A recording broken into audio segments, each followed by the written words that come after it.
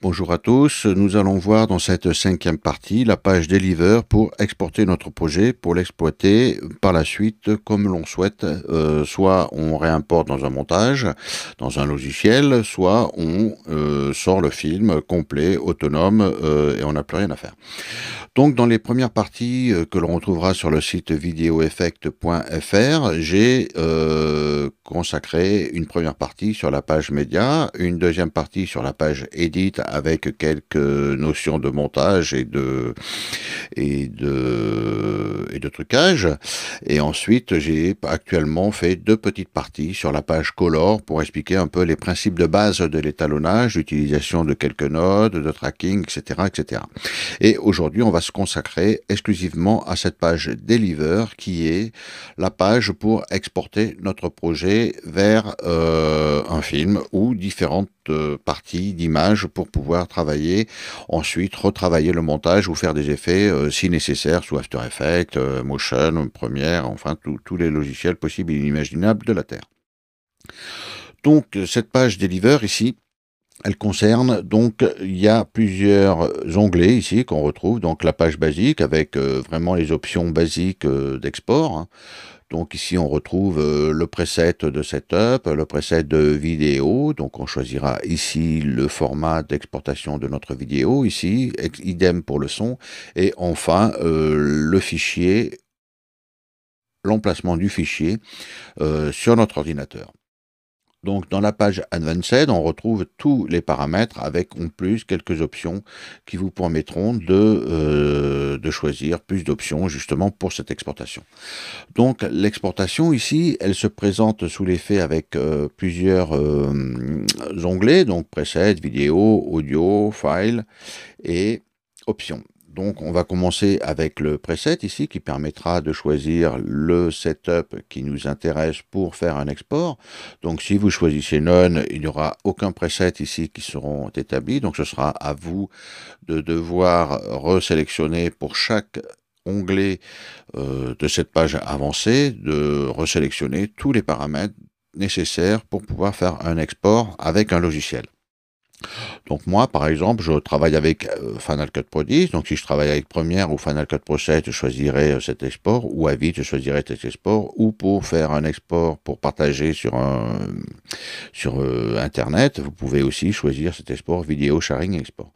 Donc, en travaillant avec FCP10 ici, différents réglages changent pour s'adapter à cet export qui vous permettra par la suite de faire un FCP XML, donc qui est un XML, pardon, spécifique à Final Cut Pro 10 et qui permet une meilleure intégration entre les deux logiciels, entre Blackmagic DaVinci Resolve et le logiciel d'Apple FCP10. Donc ici, une fois qu'on a choisi notre Easy Setup ici, donc on peut choisir l'enregistrer ou donner un nom autre ici pour enregistrer.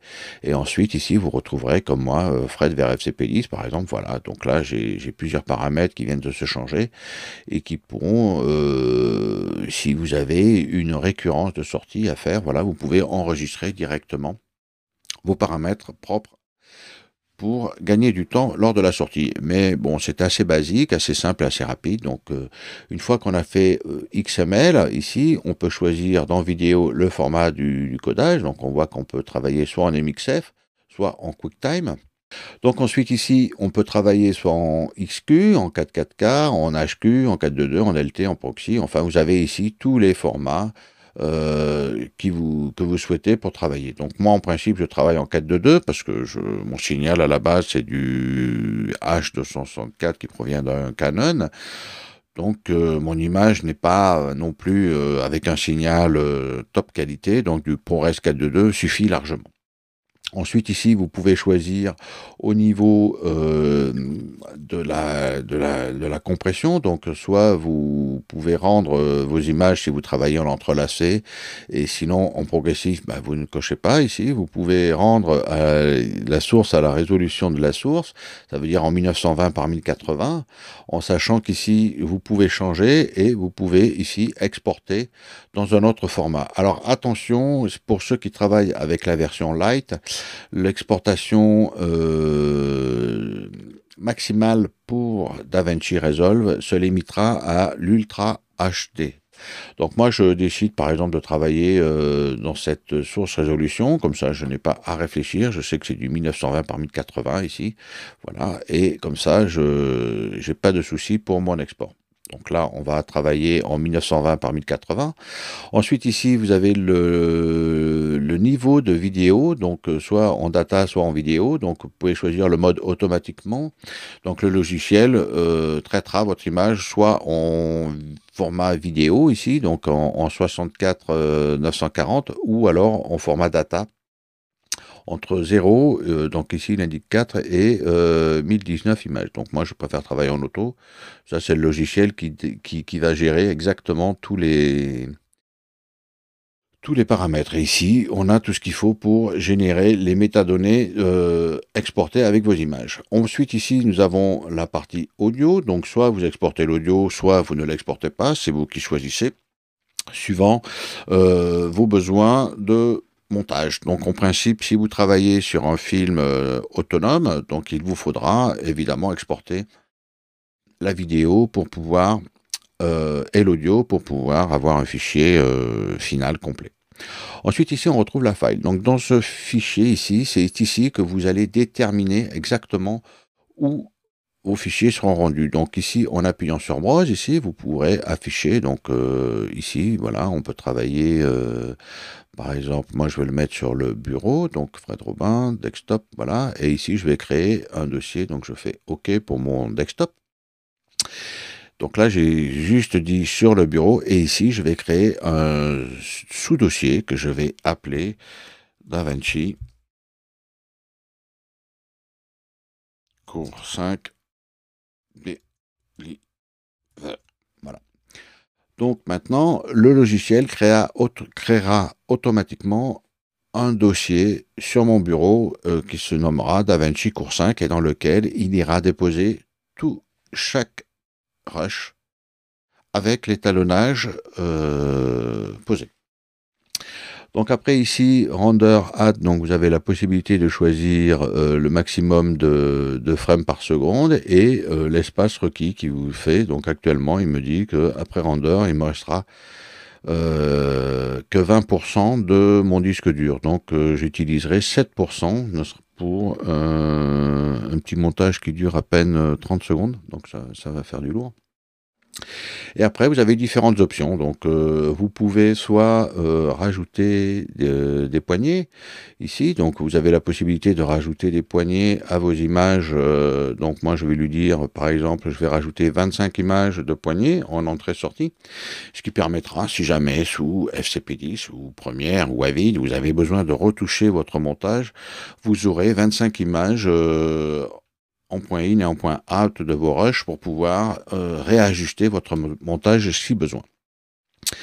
Et ensuite ici, Disable Edit and Input Sizing, donc vous pouvez ici utiliser les renders cache, forcer le débailleur résolution de haute qualité, forcer la taille pour la haute qualité, etc., etc. Donc plusieurs petites options qui vous permettront d'améliorer vos images. Donc actuellement ici dans ma page color, je n'ai rien fait, j'ai pas fait de cache, j'ai pas fait de rendu. Donc a priori, si vous avez fait un étalonnage simple et sans resizing ou sans changer la taille ou la qualité de vos images, ici, aucune option n'est prérequis pour pouvoir exporter votre film. Donc voilà, donc après, une fois que vous avez rendu cette partie ici, vous avez la possibilité ici de créer plusieurs sorties de vos rushs, donc pouvoir sortir en un fichier, des fichiers pardon, Full HD, donc en pleine qualité, en 4.2.2, et vous pouvez aussi en même temps créer un deuxième dossier, par exemple, avec des proxys.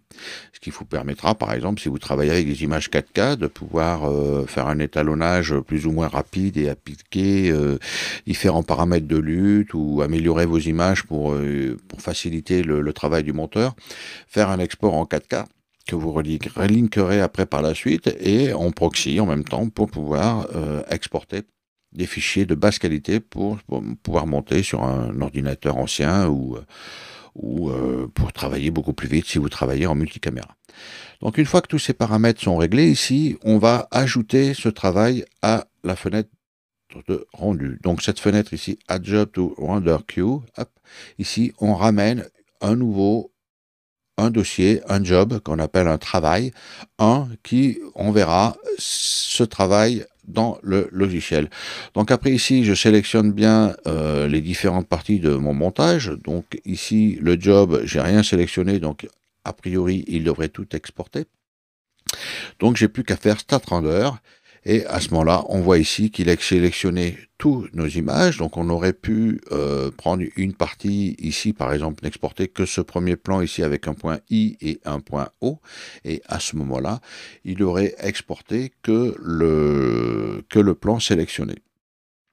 Donc ensuite, on voit ici que le logiciel ici travaille et il commence à mettre le rendu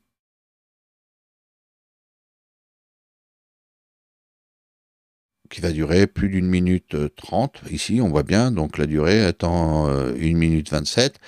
Ici, on a le pourcentage du travail effectué sur ce premier plan. Donc ici, le premier plan, il est assez long, il dure 7 secondes, et en plus, c'est un plan qui a été retimé, donc forcément, il y a un petit peu plus de travail à effectuer. Donc là, je travaille actuellement sur un iMac Retina 27 pouces. Donc la vitesse de calcul est assez lente pour ce plan. On verra par la suite que le rendu sera beaucoup plus rapide sur les plans qui suivront. Voilà. Hop. Et là maintenant, on voit que la vitesse est beaucoup plus rapide et beaucoup plus efficace. Donc une fois qu'on a exporté notre travail ici, donc une fois qu'on a cliqué sur le Start Render, on a pu remarquer ici que sur cette première partie c'était long et qu'après par la suite il allait à 3 fois, 4 fois, 5 fois plus vite pour pouvoir exporter nos plans. Donc ensuite, ce fichier de rendu, on va le retrouver directement ici dans notre montage au niveau du bureau. Donc ici, on a créé un petit deliver. Ici, on retrouvera nos différents fichiers ici qui ont été étalonnés plus ou moins bien, évidemment, donc avec des petits trucs, voilà. Donc ici, on voit les petits problèmes de masque, parce que j'ai pas fait de tracking sur mon masque. Ici, on voit les petits problèmes de qualifieurs qui sont pas top. Donc j'ai quand même encore un petit peu de travail à faire pour étalonner ces plans, mais c'est pas bien grave. Et après, par la suite, évidemment, ce qui est important, c'est que pour pouvoir exploiter ces plans, donc pour pouvoir exploiter ce montage, il va falloir que je crée aussi un fichier XML, FCP XML, que je pourrai importer dans Final Cut Pro. Donc pour cela, on va revenir dans la page Edit, et sur cette page Edit ici, dans File ici, je peux exporter mon XML. Donc il créera un fichier XML, donc que je mettrai sur le bureau, DaVinci Deliver. Ici, je peux mettre un nouveau dossier où je mets montage. Voilà. Et ici, je vais l'appeler test DaVinci, donc DV, cours 5, montage. Et DV cours 5 montage, voilà. On voit bien ici que c'est un FCP XML. Donc ensuite, je le place bien dans mon dossier montage ici et je le sauve. Une fois que je l'ai sauvé, il ne me reste plus qu'à ouvrir le logiciel de montage. En refermant ici, je peux refermer ma page DaVinci, que je sauvegarde évidemment. Voilà, donc là, mon logiciel, il est remonté ici. Donc là, j'ai plus qu'à ici trouver, ici, donc fichier. Ici, je peux importer du coup un fichier XML. Donc ce fichier XML que j'ai posé sur le bureau, je peux le retrouver ici dans montage. Et là, je l'importe directement, importer. Et il va relinker normalement, si tout va bien ici. Je retrouve donc ma séquence ici avec tous mes plans que j'ai étalonnés. À partir de là, par exemple, là on se dit, je vais corriger cette petite erreur ici qui traîne là avec ici, on voit bien que donc j'ai baissé le son, hop, voilà. Ici on voit bien qu'il y a un petit problème de qualifieur ici, j'ai un petit peu sous-estimé, donc je peux le corriger. Donc dans ces cas-là ici, il suffit que je retourne dans DaVinci, je retourne dans la page Color direct ici, carrément recréer ici, je peux enlever ce masque, recréer un masque à main levée, ce sera beaucoup plus simple. Ça, je suis sûr de ne pas avoir de débordement au niveau de la statue. Donc là, je fais très large. Si je fais attention à pas aller, hop là, j'ai créé un point Bézier, voilà. Donc là, je fais attention, j'inverse mon masque pour protéger, et là, du coup, j'ai un petit peu plus de ciel. Ici, on avait vu qu'on avait un petit peu quelques petits problèmes ici au niveau de notre lecture ici, donc on peut revenir directement ici sur notre qualifière, voilà, et ici, on peut essayer de jouer un petit peu sur le flou pour corriger et essayer d'améliorer, hop là, pour essayer d'améliorer un petit peu ces raccords. Donc je peux jouer ici sur le...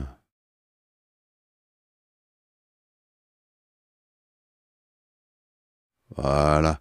Donc là, j'ai agrandi un petit peu mon espace ici pour avoir plus de pixels pris en compte lors du qualifieur. Et donc, comme celui-là ici, c'est un out node ici que j'ai pris directement. Donc, c'est l'opposé du node précédent. Donc, il prend le key ici associé pour l'opposé. Et du coup, quand j'en modifie un, donc quand je modifie celui-là, celui-là sera automatiquement modifié ici au niveau du key. Donc il n'y a plus de souci. Donc ensuite, je retourne dans la page Deliver et je vais réexporter seulement ce plan. Donc à ce moment-là, ici, je peux lui dire donc que c'est un One Trip FCP XML ici. Donc je reviens ici, je garde exactement le même dossier. Donc ici, voilà, tac tac, Fred Robin Desktop. Ici.